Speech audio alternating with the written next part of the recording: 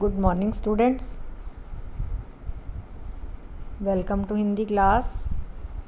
बेटे, आज मैं आपको थोड़ा सा गद्यांश के बारे में दोबारा बताना चाहती हूँ। कुछ बच्चे नए आए हैं ताकि उनको प्रॉब्लम ना हो। अभी हमने पाठ 7 किया था, इसलिए उसी का ही गद्यांश ले लिया गया है। कहीं से भी पंक्तियाँ आ जाएं, पहले आपको बड़े ध्यानपूर्वक उसको पढ़ना है। जैसे रोहित अपने माता पिता के साथ चंडीगढ़ में रहता था। घर में उसकी बड़ी बहन और दादी थी। बूढ़ी होने के कारण दादी कहीं आ जा नहीं सकती थी। रोहित को अपनी दादी से बहुत प्यार था। दादी उसे नई नई कहानियाँ सुनाती थी। इसी प्रकार आपको एंड तक सारा पैराग्राफ जो भी आपके एग्ज़ाम में आए या टेस्ट में आए उसे पढ़ना चाहिए। जब क्लास वर्क होता है, होमवर्क मिलता है, तो बेटे इस गद्यांश को फेयर नोटबुक में आपको लिखना है। उसके बाद डॉक्यूमेंट सेक्शन में इसके क्वेश्चंस अपलोड कर रही हूँ। आपको उसके आंसर्स इसी में से सिलेक्ट करने हैं। एग्ज़ाम्स में ये 5 मार्क्स का आता है और उसमें जनरल क्वेश्चंस इसी पैराग्राफ से रिलेटेड करते हुए पूछे जाते हैं और उनका आपको टू द पॉइंट छोटे से छोटा आंसर बनाना होता है। जितना आपसे पूछा गया है उतना बताओ। कई बच्चे एज इट इज़ पूरी लाइन उठाकर लिख देते हैं। जैसे कि मैं आपको एक उदाहरण देती हूँ। मान लो क्वेश्चन आता है, रोहित कहाँ रहता था। तो कुछ बच्चे ऐसे करते हैं, पहली लाइन देखते हैं, सारी की सारी एज इट इज़ आंसर में लिख देते हैं, रोहित अपने माता पिता के साथ चंडीगढ़ में रहता था।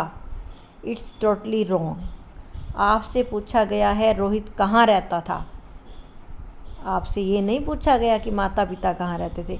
रोहित के लिए पूछा गया है, आपको आंसर में भी सिर्फ रोहित का ही नाम मेंशन करना है। रोहित चंडीगढ़ में रहता था। घर में उसकी बड़ी बहन और दादी भी थी। दादी कैसी थी? दादी बहुत बूढ़ी थी। उनके घर में कितने सदस्य थे? रोहित के घर में कुल कितने सदस्य थे? तो आप काउंट करके लिख सकते हो। आप ये लाइन, कई बच्चे ऐसे करते हैं, मैंने देखा है बेटे।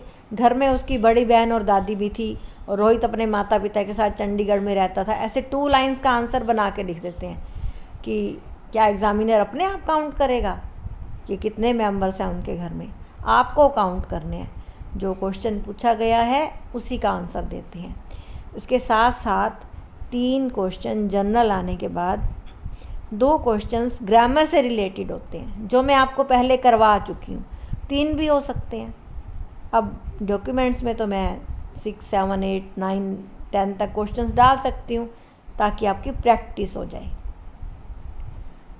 उसमें से आपको देखो, आप जानते हो युग्म शब्द क्या होते हैं, जोड़े वाले शब्द। जैसे माता पिता है, आ जा है, नहीं नहीं है, और बहुत सारी जगह कोई भी पैराग्राफ आ जाए। कुछ शब्द अर्थ हैं सिंपल से, कुछ समान अर्थ वाले हैं, कोई विलोम शब्द हैं, कोई लिंग बदलो है, जो आपको जनरल आते हैं। ऐसे क्वेश्चन पूछे जाते हैं। और कभी भी एग्ज़ाम्स में गद्यांश सेम नहीं आता। ठीक है। रोहित दादी को क्या सुनाता था? रेडियो और टेलीविज़न के समाचार और आसपास की बातें। आप वर्डिंग थोड़ी सी चेंज भी कर सकते हो। लाइनें पढ़ी है ना आपने 2 बार लेसन में।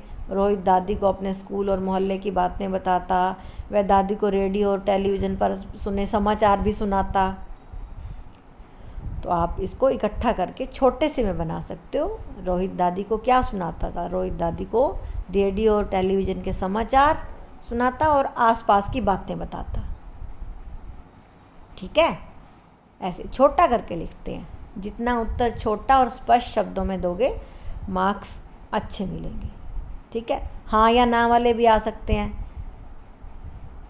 सही या गलत वाले भी आ सकते हैं। जैसे एक एग्जाम्पल के लिए मैं एक क्वेश्चन बोलती हूँ। रोहित की बहन दादी की बहुत सेवा करती थी। जनरल क्वेश्चन है। ठीक है। तो आपको पता है क्लियर लिखा हुआ है, रोहित को छोड़कर घर में कोई भी दादी की बात नहीं सुनता था, मीन्स कोई सेवा भी नहीं करता था। ये तो रॉन्ग है ना, तो आप इसको गलत लिखोगे। रोहित दादी से बहुत प्यार करती थी, हाँ के ना? हाँ।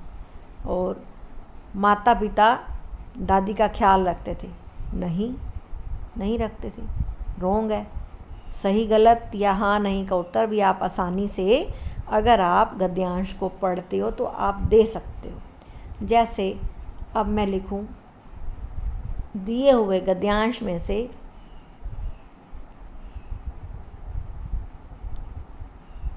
लिंग बदलो छांटो। दादा का दादा दे दूं कि इसका जो है स्त्रीलिंग गद्यांश में से ढूंढो। आप ढूंढ लोगे दादा का दादी, ठीक है, और बहन का भाई, माता का पिता, ये सारे ढूंढ लोगे ना। ऐसे समान अर्थ वाले भी हो सकते हैं ना बेटे। स्कूल, विद्यालय होता है ना। और बहुत सारे युगम शब्द भी हैं पढ़े। दो क्रिया छांटो। मान लो क्रिया तो बहुत सारी हैं, वर्ब पहली लाइन से आखिरी तक वाक्य बनता ही क्रिया से है।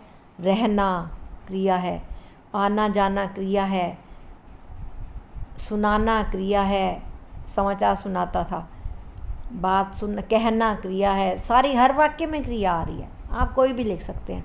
मान लो आपको कहा जाए 4 क्रिया छांटो, आप लिख लोगे। आपको कहा जाए 2 संज्ञा छांटो, तो पहले लाइन में ही 4 संज्ञा पड़ी हैं, रोहित, माता पिता और चंडीगढ़। आपको पता है किसी व्यक्ति, वस्तु, स्थान या भाव के नाम को संज्ञा कहते हैं। अब आगे सर्वनाम छांटो। अपने, उसकी, है ना, ये फिर आ गया अपनी, फिर अपने स्कूल, ठीक है, वह, सीखे है ना सर्वनाम आपने। और एक लेसन 4 में आपने विशेषण सीखे हैं। मान लो को 2 विशेषण छांटो। बड़ी बहन, बूढ़ी दादी, हो गया ना। बड़ी भी विशेषण है, बूढ़ी भी विशेषण है। बड़ी किसकी विशेषता बता रहा है? बहन की। और बूढ़ी किसकी विशेषता बता रहा है? दादी की। तो बड़ी हो गया विशेषण, और इसमें विशेष्य क्या हुआ? बहन। और बूढ़ी हो गया विशेषण, इसमें विशेष्य क्या हो गया? दादी।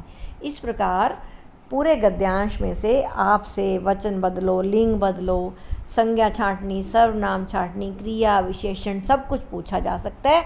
और वो ग्रामर आपने डेली रिव्यू करनी है। और इसके रिगार्डिंग कोई क्वेरी हो बेटे तो आप इवनिंग में मेरे से कॉल करके ले सकते हैं। और इस गद्यांश को सुंदर से सुलेख की तरह फेयर नोटबुक में लिखिए। और उसके बाद डॉक्यूमेंट सेक्शन में से नियर अबाउट 10 क्वेश्चंस मैं डालूँगी, उनको आप फेयर नोटबुक पे, कल संडे है, ज़रूर संडे तक पूरा कर लेना। आज के लिए इतना ही बच्चों, आपका दिन मंगलमय हो। धन्यवाद।